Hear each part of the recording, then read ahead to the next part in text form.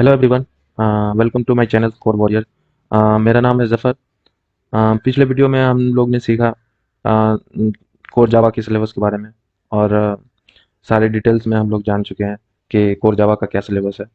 और जो लोग फर्स्ट टाइम इस वीडियो को देख रहे हैं उसके लिए रिकमेंड करेंगे कि फर्स्ट कोर जावा का सारा सिलेबस देख लें कि कोर जावा में कितनी सारी टॉपिक्स कवर होते हैं। ये सारे डिटेल्स में उसको पता चलेगा और ताकि उसको आगे समझने में आसानी होगी। और एक चीज़ हाँ कि किसी भी सब्जेक्ट को पढ़ने से पहले उसके सिलेबस के बारे में डिटेल्स नॉलेज होनी चाहिए ताकि उस चीज़ के बारे में आप अच्छे से हैंडल कर सको। अगर आपके पास सिलेबस के बारे में कुछ आइडियाज़ नहीं है तो आप उसको अच्छे वे में हैंडल नहीं कर सकते। इसीलिए किसी भी सब्जेक्ट को किसी भी सब्जेक्ट को स्टार्ट करने से पहले फर्स्ट उसके सिलेबस के बारे में जानना बहुत ज़रूरी है।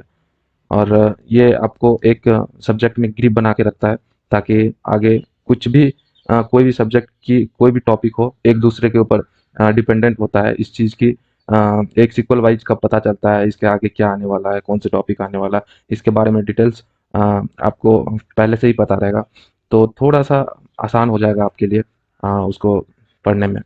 तो इसीलिए सिलेबस जानना बहुत ज़रूरी है। बिना सिलेबस का बहुत मुश्किल है। बहुत मुश्किल नहीं, थोड़ा डिफिकल्ट तो होगा। ओके। तो आज हम लोग जानने वाले हैं कि first actually this is the first video introductions of Java.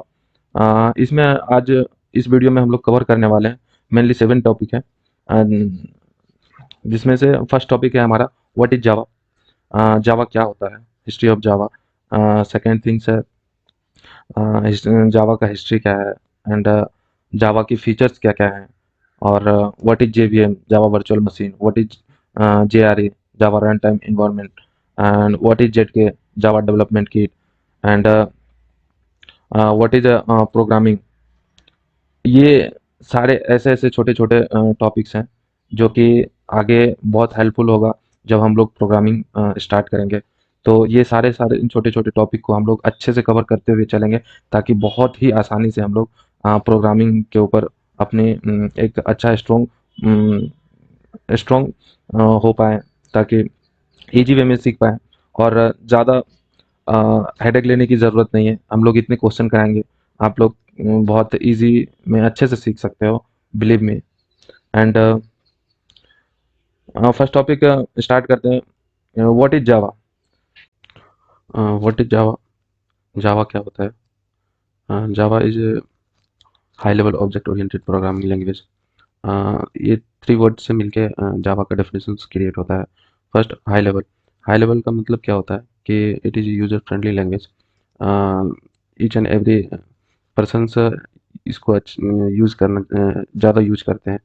और ये मेमोरी कम एफिशिएंट होता है और it is easy to understand and ये बहुत आसानी से समझ में आता है।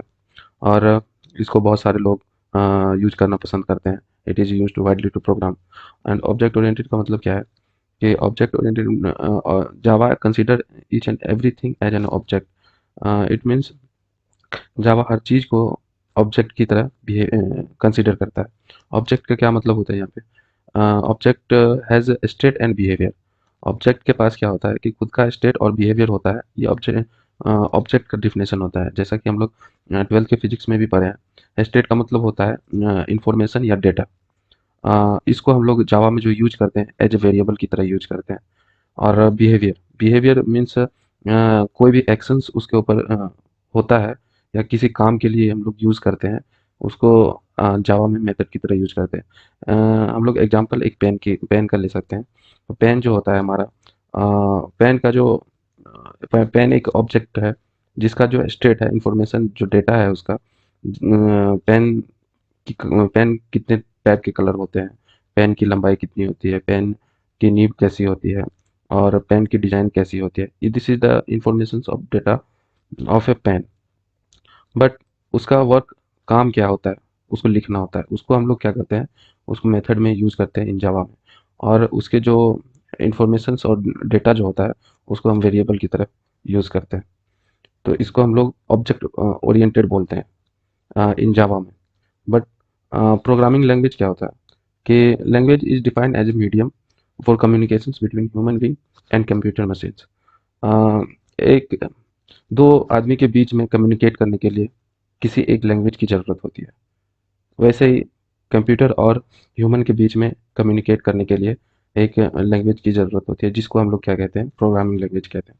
ये जावा उनमें से एक लैंग्वेज है, जिसको हम लोग जावा प्रोग्रामिंग लैंग्वेज बोलते हैं। तो सिंपली हम लोग जाने इसका डिफिनेशन क्या होता है कि it is a high level object oriented programming language. High level का मतलब हम लोग समझ गए, it is user friendly, it is less memory efficient, come memory efficient करता है, समझने में आसान होता है, वाइड बहुत सारे लोग इसको यूज करना पसंद करते हैं। ऑब्जेक्ट ओरिएंटेड का मतलब होता है कि जावा हर एक चीज़ को ऑब्जेक्ट की तरह कंसीडर करता है। और ऑब्जेक्ट किसको कहते हैं?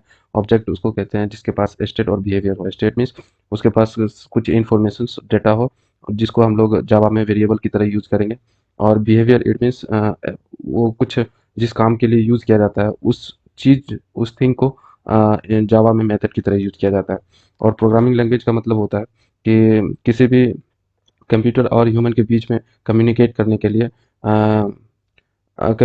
के लिए जो मीडियम की ज़रूरत होती है, उसको उसको लैंग्वेज बोलते हैं। जो इसमें यूज करते हैं हम लोग, उसको प्रोग्रामिंग लैंग्वेज बोलते हैं। एंड थर्ड थिंग्स आता है सेकंड थिंग्स आता है हम लोग का कि हिस्ट्री ऑफ जावा। जावा की हिस्ट्री क्या है? एक्चुअली जावा को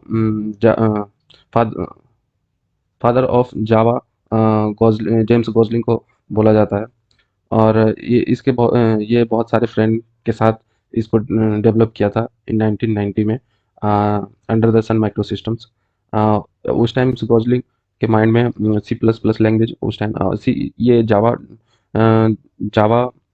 प्रोग्रामिंग लैंग्वेज जो है वो सी प्लस प्लस के बेस पे ही बनाया गया है, और उसको माइंड में रखते हुए इसको डेवलप किया गया है। और जावा का जो फर्स्ट एडिशन है ये 1996 में रिलीज किया गया है, और लेटेस्ट वर्जन 12 रिलीज किया गया इन मार्च 2019 में।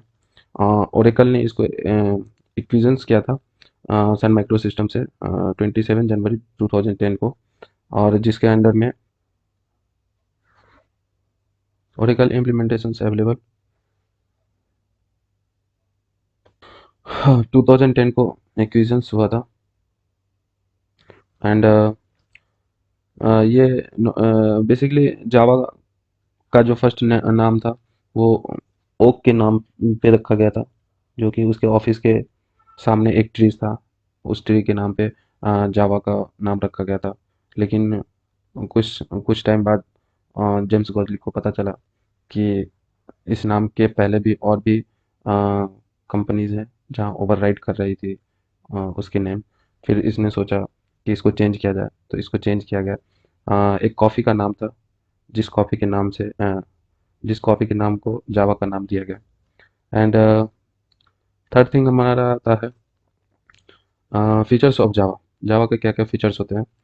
जावा प्लेटफॉर्म इंडिपेंडेंट है। प्लेटफॉर्म इंडिपेंडेंट का क्या मतलब होता है कि एक बार हम लोग विंडोज़ पे एक बार सोर्स कोड को कंपाइल करके और हम लोग कहीं पे भी रन कर सकते हैं। इट मीन्स अगर विंडोज़ पे हम लोग कंपाइल किए हैं तो रन हम लाइनक्स पे भी कर सकते हैं और मैकबुक पे भी कर सकते हैं। This is the this is called as the platform independent. But only जब कंपाइलेशन सक्सेसफुल करके बिट कोड जनरेट होगा, उस बिट कोड को हम लोग क्या करेंगे कि कहीं पे भी रन कर सकते हैं। वो प्लेटफॉर्म इंडिपेंडेंट होता है। अ, ये easy to portable, this is the same things as a platform independent, and this is very simple language, easier to understand, and security भी प्रोवाइड कराता है जावा। एंड सिक्योरिटी ये प्रोवाइड कराता है कि अगर हम लोग जावा पे एप्लीकेशंस बनाते हैं तो इसको एक्सेस करना ये दूसरा कोई एक्सेस नहीं कर पाता है जल्दी। तो ये सिक्योरिटी प्रोवाइड कराता है जावा। ये इनके फीचर्स हैं। और हमारा थर्ड थिंग्स आता है जेड के Java Development Kit. Java Development Kit means each and every resource available inside the JDK. So that is called as the Java Development Kit. Each and every source का क्या मतलब है? JVM, Java Virtual Machine और Java Compilations, and Java doc. This is the features present inside the ZK. Java run time भी, जावा run time environment भी जेडके में available होता है। और जेआरई क्या है, ये रन टाइम इन्वायरमेंट के लिए यूज़ होता है। जब हम लोग एप्लीकेशंस को डेवलप करेंगे दैट टाइम के लिए JRE Java run time environment का यूज़ होता है। ये फिजिकली एग्जिस्ट करता है। It content set of libraries और other film JVM and run times. It is implementations of JVM. Java virtual machine क्या होता है, इसको हम लोग अच्छे से समझेंगे। जावा वर्चुअल मशीन, जब हम लोग सोर्स कोड को बिट कोड में कंपाइल करते हैं, कंपाइलेशन जब सोर्स कोड को बिट कोड, जब जावा वर्चुअल मशीन, जब कंपाइलर सोर्स कोड को बिट कोड में कंपाइलर के द्वारा कंपाइल किया जाता है और बिट कोड जनरेट होने के बाद जेवीएम के अंदर एक Java just in time, sorry JIT just in time एक फीचर्स होता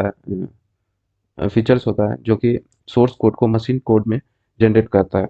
जो मशीन कोड, इट मीन्स जो output source code bit code को आउटपुट में कन्वर्ट करता है।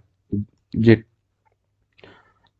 JVM JRE and JDK both everything say JVM JRE is present inside the ZK, so that ZK is platform dependent, not independent, platform dependent. ये every operating system के लिए अलग अलग जेडके होता है।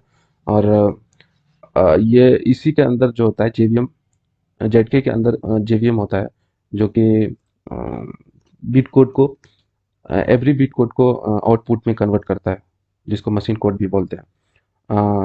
इसके अंदर जो जिट प्रेजेंट होता है वो जस्ट इन टाइम, वो जस्ट कन्वर्ट बिट कोड को आउटपुट में कन्वर्ट करके प्रोवाइड करता है। बट ये प्लेटफॉर्म डिपेंडेंट होता है, लेकिन जावा जो ओवरऑल होता है वो प्लेटफॉर्म इंडिपेंडेंट होता है।